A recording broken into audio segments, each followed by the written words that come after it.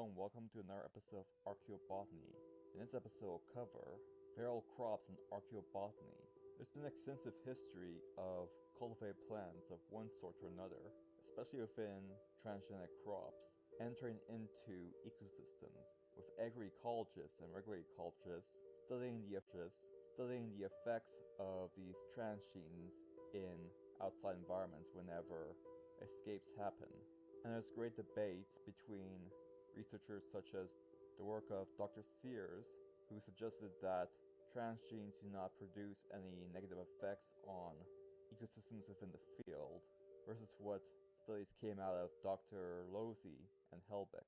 In a more conventional framework, oilseed rape, or Brassica napus, a common oilseed grown within agriculture, has gone feral several times, becoming a weed in many different instances, and has great potential for invading natural plant communities. Some researchers, such as Dr. Hartman, found that problematic weed types can be nearly impossible to remove from an ecosystem once they enter it. As a consequence, long-term monitoring systems, as well as early detections of different weed variants of common crops, monitor to prevent potential ecosystem invasions. Several examples of in previous videos on this channel, we covered various crops that turn into weeds, which includes dandelion, link in the description below, but I digress.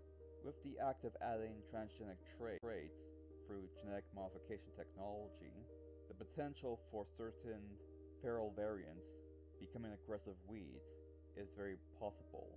To understand how to deal with the situation, Dr. Klaus Ammem of the University of Bern did a full review of the details regarding the physical nature of crop reversion to its wild form, historical records regarding feral crops turning into weeds, and archaeological records showcasing such transformations.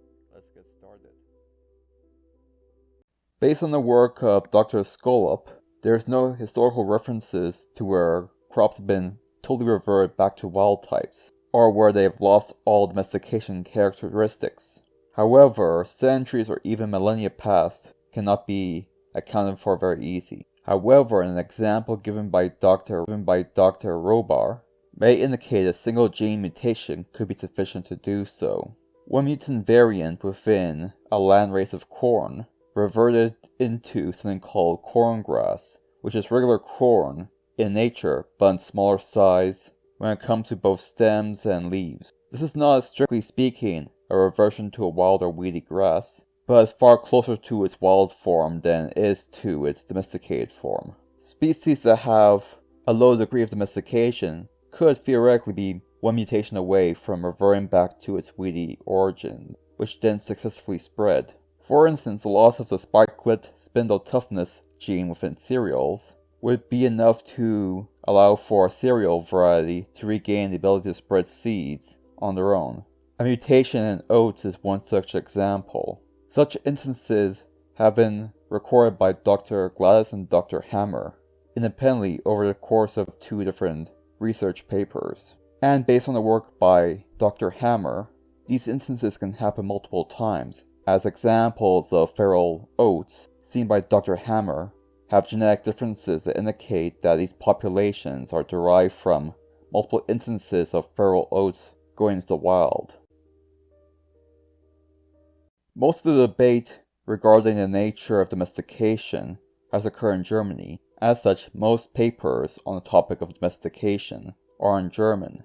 The nomenclature for different types of wheat during the process of domestication have been debated extensively, and these names have been cataloged and analyzed by researchers such as Dr. McKay. As of right now, the nomenclature of hulled wheats has bifurcated into multiple different names based on genetics, as well as traditional names in use in archaeobotany. By using all this information, a list of different species of cultivated crops turned feral has been collected.